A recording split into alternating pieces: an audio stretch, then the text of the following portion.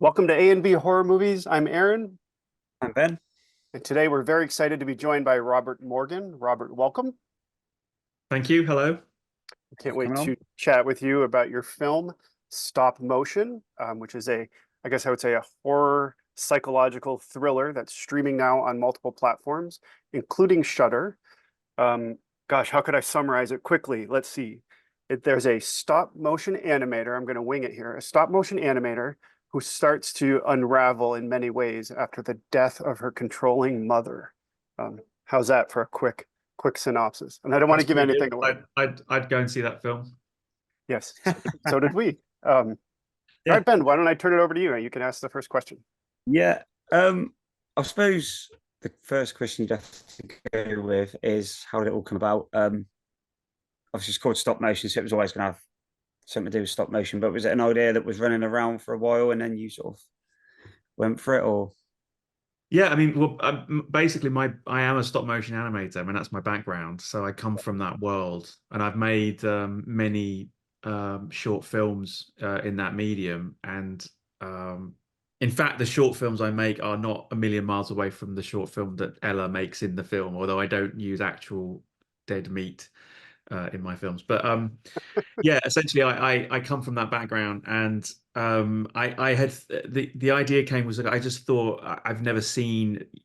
I know lots of stop motion animators. I've never seen it depicted on screen as like a vocation that people do. I've never seen a character on film who is a stop motion animator.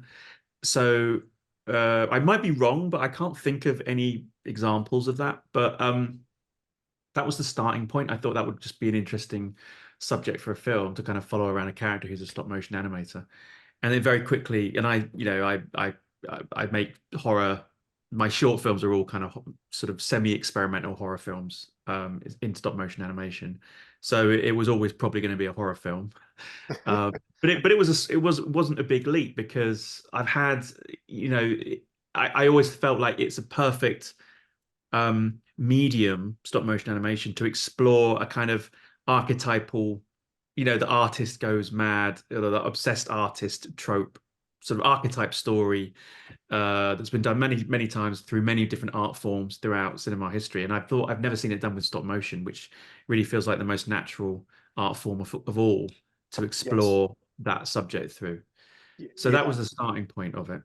Yeah, definitely unique. I don't think I've seen a stop motion animator in a horror movie either. So you definitely got that. And I do want to mention you do, like you said, you do stop motion animation. You also have a YouTube channel. If you're watching, make sure to look him up. There's some great short animation films there. I watched Bobby Yeah the other night, and I just want to say congratulations. That's really really nice job there. Thank you. Let's see. So you have a combination of live action and stop motion animation. What were the challenges of having those two mediums, so to speak, and merging them together into the film stop motion? It's just the only real challenge was it's a technical challenge to do with whenever there was live action um happening at the same time in the same frame as animation. It was just very fiddly and very technical and very in depth to get that stuff to work because we had to build two replica sets. So we had to build a set for the live action, and then we had to build a replica set of the of the same set for the animation shoot, but that set had to be raised about 4 feet off the ground. And the reason for that is because you can't animate on the floor. So, for example, the scene where she's lying in bed and the puppet walks into the room, that was shot on two replica sets. One is the live action set where Ashling was. We shot all that footage, and then the animation team, then the camera was, or a replica camera was and all of the lighting was replicated exactly in the second set, but the second set is raised off the ground. It sounds really complicated. It was quite complicated. But if you can picture two sets, both identical, but one is higher than the other, purely because you can't animate on the floor. The animators would have to be lying down on the floor, and you can't do it. It's just not physically possible. So they have to have trapdoors that they can pop up out of and then animate and then pop down again. So that's very complicated, in-depth, lots and lots of planning, lots of storyboarding to get that right. So that was a kind of a technical challenge of it. Um, but it really just takes a lot of communication, talking to all of the people, all of the, the animation team, the production design team, and the animation coordinator, just being very, very, very communicative about what the shots were and then figuring out how to do them. So it's technically challenging, but I mean, artistically, it was always the idea that it would mix animation and stop motion together. Sorry, stop motion and live action together. Yes, yes. Well, I just want to say I think it was seamless the way it kind of transitioned from live to the animation. Really nice job. Very impressive. Thank you. Yeah, it was just a lot of planning, basically. Yeah. I've got to ask, how much quicker was it to film the scenes with obviously the actors, actresses, to filming the stop motion? Or was it not as big a gap as I'm thinking? That's a big gap. I did think there would be, yeah. To give you an idea, so there was two stop motion shoots. The first stop motion shoot happened on the set while we were shooting the live action. It was a 25-day live action shoot. So and the reason for that is because those are the scenes where the animation and the live action is co-inhabiting the same shot. So all of the scenes where there's live action and animation in the same shot together, those animation parts were all shot at the same time as the live action stuff. It took 25 days to shoot the entire live action film. It took 25 days to shoot all of the little bits of animation that go into the live action shots, just for those bits. Oh, wow. Then after that, while we were editing, all of the film within a film stuff, so all the stuff that's full screen, all the stuff that she's watching on the laptop, I shot that later while we were editing after the main shoot. So basically, all the little bits where, like, the puppet walking into the room when she's lying in bed, the bit at the end where the puppets are walking around, anything that where there's live action and animation in the same shot, the animation bits took as long as the entire shoot of the entire live action film. So if you was for a movie like say Wallace and Gromit or something, you are looking at a very, very long time to make something like. Yeah, because probably. I don't know offhand how long those shoots take, but probably a year, 2 years. Yeah. Wow. So I've got to give you big respect, because that is some really, really good patience. So, yeah, it's like making films in slow motion. Yeah, it must be cool because there's so much you can do with stop motion. It's amazing, and I think it's a beautiful art form. I think it never dies. You always think, like, every time some new piece of technology comes along, animation technology, that becomes the new flavor of the month. Like, it's AI at the moment, more controversial than usual, but people always go back to it because it's just the tactile, handmade quality. It feels completely real in a world where things are very easily faked. You can't fake stop motion. Yeah, exactly. I mean, I think Steven Spielberg was going to use stop motion with the dinosaurs. Yeah. Before they come in. That's right. He did some tests with Phil Tippett. Yeah, and it looked pretty good as well. I thought it did look good. Yeah. Well, speaking of the stop motion and the animation there, once you started filming both the live action and the stop motion, were there elements or surprises that sort of, I guess, influenced the other that you didn't anticipate while working on the screenplay and storyboarding? Were there elements that sort of enhanced the other that you didn't expect? I mean, it's always like that. Every time you make a film, whether it's in live action or animation, you once you start shooting, particularly once you've shot and you start editing, everything goes out the window. You start again, because you write the thing that you intend to make, then you shoot the thing you intend to make, and while you're shooting the thing you intend to make, things change. Inevitably. It's like a living organism. It just changes. It takes on a different life. Things become more important than other things. Some things don't work. And then when you edit it all together, it becomes a whole other film where it becomes, less literary in a way. You start taking out dialogue, and because the images are telling the story. So it's always a surprising process, and you have to be alive to that. But with the and it's the same with animation. When you animate a puppet walking across a room, it tends to have its own weird interior life that you didn't anticipate. It sort of takes on a life of its own, which is kind of what the film's about, you know.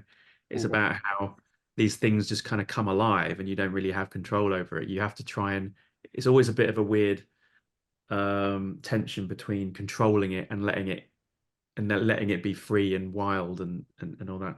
So I think surprises are always part of the process in animation and live action. Yeah. Okay. Good answer. I got to ask, was there any maybe when you was growing up, any programs or anything, movies that you saw that got you on stop motion? Um, I was never like the believe it or not, the plan, I was never intending to be a stop motion filmmaker. Yeah, It's just that I ended up at art school, um, and I wanted to make films, but I didn't know how you went about that. But I was good at making stuff with my hands. I was good at building, building puppets and things, and I was good at drawing. So I ended up going, well, I'll take that and I'll go to a film course that I can use that in, which is an animation course. I discovered I was quite good at it, and I ended up for years and years and years doing animation when the original idea was I was going to make live action films. So I sort of fell into it in a way. But yeah. regarding stuff I'd seen, for me, the one of my earliest uh, film watching memories was watching Fiend Without a Face. Do you know that movie? It's a I think so. 1958 black and white B movie, British B movie about a bunch of people trapped in a farmhouse and they're besieged by brains All right. who Oh, crawl using their spinal cords. So they yeah, crawl like caterpillars. But it's worth checking out. It's actually like it was actually an influence on Night of the Living Dead because it's essentially the same story, yeah, except with brains instead of zombies. Um, but um, but the brains were depicted they used stop motion to make the brains, and I saw it when I was 4 years old because my uncle had an 8mm reel of the highlights of it, so he would project it, and so I saw like these, and it's all the best bits, it's all like the stop motion stuff in it. And at a young age, I knew I couldn't put my finger on it, but I knew there was something weird about not just the fact that it was brains moving around like caterpillars, but it was like the way that they were moving was weird. And I didn't know what that was. I later discovered it's this weird, jerky stop motion animation. But at the time, I just thought there's something really weird about the way they're moving, you know? So that was my first, like most people say it's Ray Harryhausen, but for me, it was Fiend Without a yeah. Face. Hmm. I'll But have it, to look into it. yeah, no, no. I was just going to say it's funny that you say it was weird with like watching the way the brains move because I think because of the stop motion, the film just has this all round really surreal feel. Yeah. Even though it's not anything to do with bad what's happening in the movie, it's actually but it's all surreal and I kind of Excuse me. I kind of had to guess sometimes when something was she seeing something? Was she not? Yeah. Was something really there? Yeah, and I thought it was really good. I'll give you absolute credit for that. It was so Oh yeah, agreed. yeah, it was quite psychedelic, I think. Yeah, yeah, good. That was sort of that was the original plan, the sort of scheme, if you like, of the overall film was that you start out in a kind of reality, and then very gradually you move with her because she's in every scene. You never get to see any other perspective in the film. Ashling is Ella is in every single scene in the film. There's no scene without her. So you're in her head. And so you go into this kind of psychosis with her, and you never come out of it as she doesn't. So you shouldn't be able to tell what's real and what's not. You Yeah, shouldn't be able to tell what everything means because that's the experience of it. It's like you wouldn't know. There's no one there very handily telling her, well, this is real and that's not, and well, this must be a symbolic of this aspect of your personality or whatever.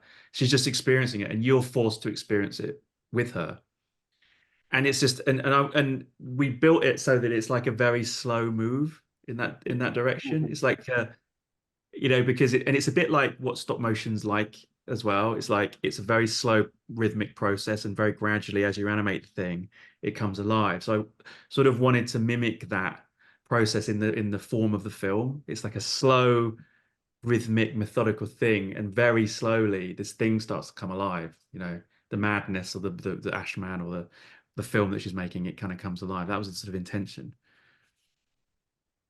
Yeah, I think it works. I think it worked.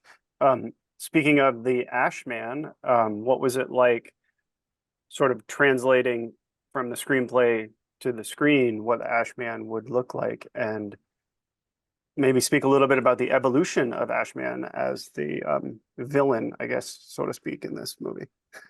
Yeah, I mean, it was a weird thing that popped into my head one day, very early when I was first sort of thinking about the idea, that I had the thought that the character, finds herself in a flat that she's converted into a studio, but it's not her home.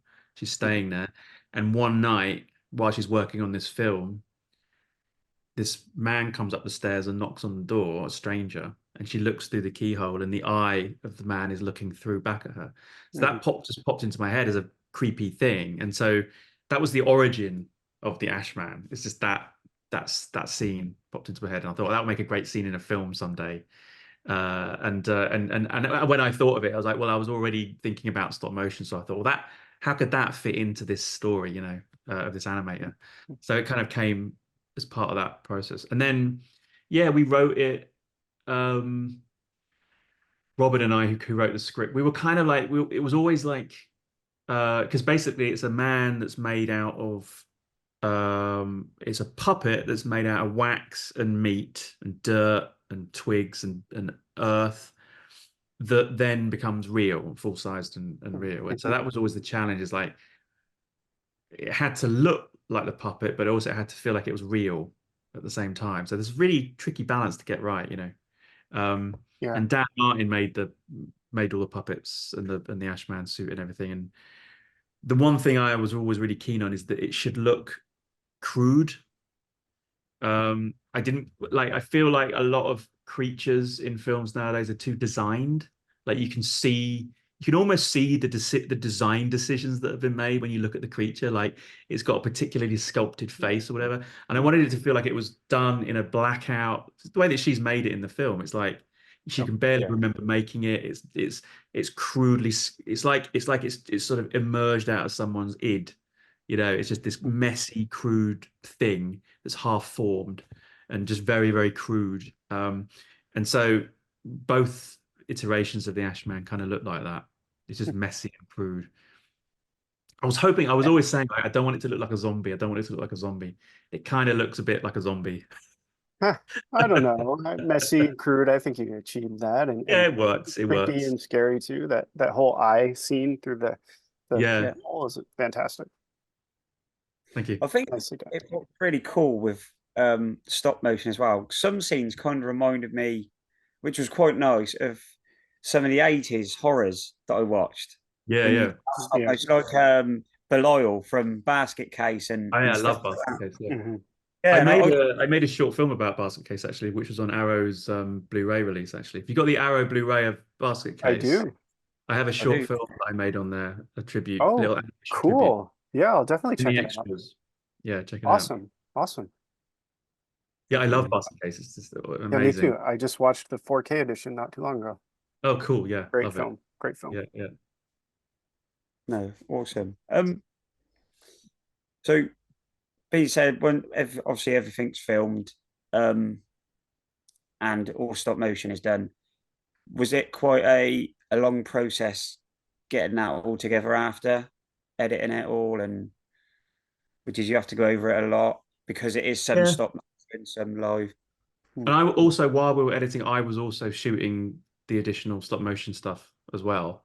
So it took a while. It also took a while to find the film because, as I said, it's my first feature film. And what surprised me when we started editing is we cut the film to what we'd written. So we used the script as the basis, and we edited the film. We edited the script, and we watched it. It's like, oh, it's shit. It doesn't work.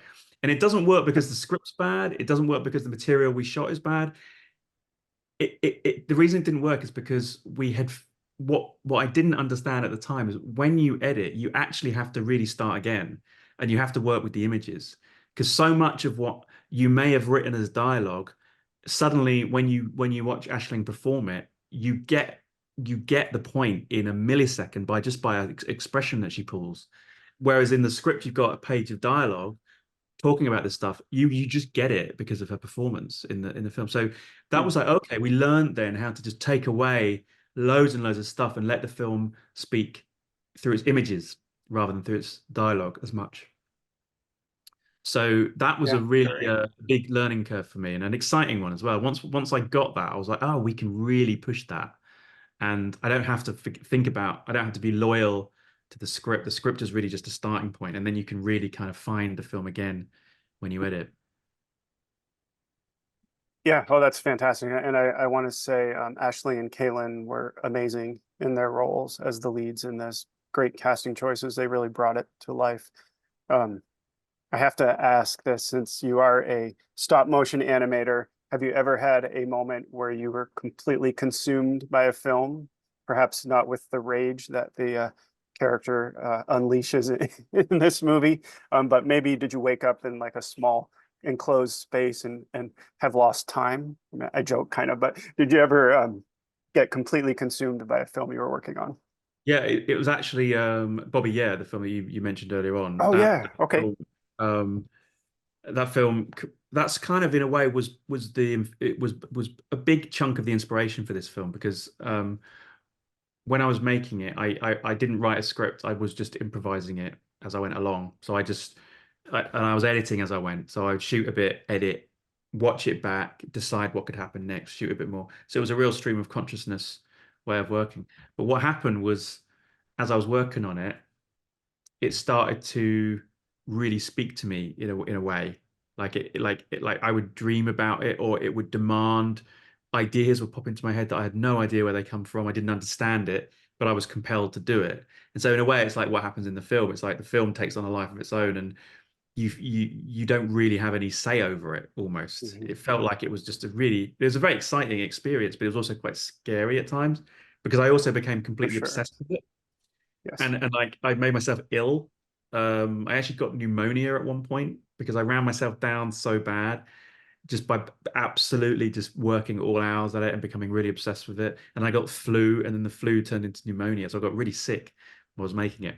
So that was partly the inspiration for, once we started getting into like, the actual story of a stop motion animator and what that would be. It was that sort of experience that started to feed into this.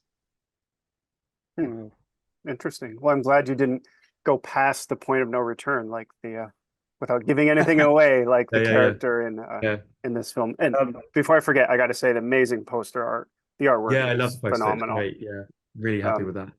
Yeah, I wanted to put that in there before we forget. yeah. I don't know if I missed something because I froze for a bit. I don't know if you noticed. Oh right, I've been busy. Yeah, Oh, I didn't notice. No. yeah, no. So I was Welcome back. I was not joining in. I was just sort of frozen. I was like, right. I Oh don't know no, if anyone. we were good. We're good. I know we want to get to the this or that, but Ben, you got one more question? Um, I would like to ask, with all your other videos, you've done stop motion ones, because I think there's no other sort of animation way out there. To be fair, you could have drawing animation, um, whatever it is, but stop motion has its own feel of horror to it. So I suppose what I'm asking is, with that, what do you take from other horror films to try and put into stop motion that is, I can't think of what I want to ask now. The word that I'm trying to guess now. What do you take from live action horror to put into stop motion to build upon that? Does that make sense? I've lost myself, haven't I? Do you Good mean question. what? I mean, like you've got like a film like Scream or Nightmare on Elm Street, which is quite surreal and Yeah. So, have you watched films in the past and gone, right, this would work really well with stop motion? Yeah, for Or, sure. as I said, stop motion is quite creepy in itself anyway. So is it Yeah. easier to come up with ideas? Yeah, I mean, I grew up in the 80s, so like 80s horror movies for me were my kind of like huge influence, and that's the era, of really the golden age of like the sort of the practical effects and like the Rob Bottin and the Rick Bakers and all Yep. those guys, that those kind of Tom Savini, Mhm. and it's easy to do that kind of stuff in stop motion. So this film Bobby Yeah, for example, one of the influences of it was The Thing, John Carpenter's The Thing, but not the film, Yeah. but specifically the Rob Bottin scenes in it, the effect scenes where it's just like the unhinged imagination of Rob Bottin's work in that film is just absolutely incredible. So that was definitely an influence on Bobby. Yeah, like trying to get that kind of, you almost get, it's almost like there's almost a stream of consciousness quality to it. It's so surreal how it's like, oh, it's like, okay, his neck's gonna start stretching off, and then his head falls off, and then the head turns into a spider. It's like that sort of process, that surreal process of how Yeah. things transform all the time was definitely a big influence. I mean, the film itself is Yeah. great, a masterpiece anyway, but it's those aspects of it in particular that really kind of just fired my brain. Cool. Yeah. Oh, that was hard work getting that question out, wasn't it? It was good though. It was a good I one. must have took longer than you making some stop motion, I think. I think it's an awesome question. I've got actually two kind of fun questions. First off, so you've made a psychological horror. Is there, and it's congratulations on your first feature film. Is there another subgenre of horror that you would like to explore in your future films, perhaps with some stop motion elements? Um, I suppose, I mean, I'm a big body horror fan generally, like all of Cronenberg stuff, and a lot, again, going back to 80s kind of horror stuff. There is one script I'm working on at the moment, which is my Cool. version of a body horror, like an Nice. overt body horror film, Awesome. but I think it's quite a unique one. So, um, yeah, that's one I'd like to do. Good choice. Yeah, I don't know. I don't know really. I kind of feel like I don't specifically set out with subgenres in mind. You just start with the ideas, The and idea. then Yeah. it might lend, like with stop motion. It's like it ended up being a psychological horror film because I start with like, okay, it's a stop motion animator. She's making something. It feels like it could really be that sort of artist losing themselves kind of archetype story. Like Magic in particular, Mhm. the Anthony Hopkins film, Yep. which is a puppet film. Things like Black Swan, but also, also films like Mulholland Drive. You can Mhm. take almost any art form and like go, there's a film about that type of artist losing themselves in their work. There's many, many of them. It's true. And this was the stop motion one. Yep. Yeah, So, exactly. so it Well, just landed in the psychological horror camp very naturally. So I tend to just start thinking about an idea, and then where does that fit? What kind of film could that be? where would it go? Yes. And there are some elements of body horror in this, Yeah, which I definitely. thought very well done. Okay, I do have a really fun question. What is your favorite horror movie? I'd love to know. Well, do you? Because I have different thoughts about that. Because do you mean there's horror as in like straight down the line, just just like black and no nuance, just straight down the line horror movie, or then there's movies that are Horrific. disturbing or nightmarish or Mhm. creepy, but aren't necessarily, but are other things as well as a horror film. If you're talking about like straight down the I'd say, line, let's say just straight down the line horror. straight down the line horror movie, Texas Chainsaw Massacre, Yeah, I the love that. original Texas Chainsaw Massacre, That's so good. just a work of art. That film is Hmm.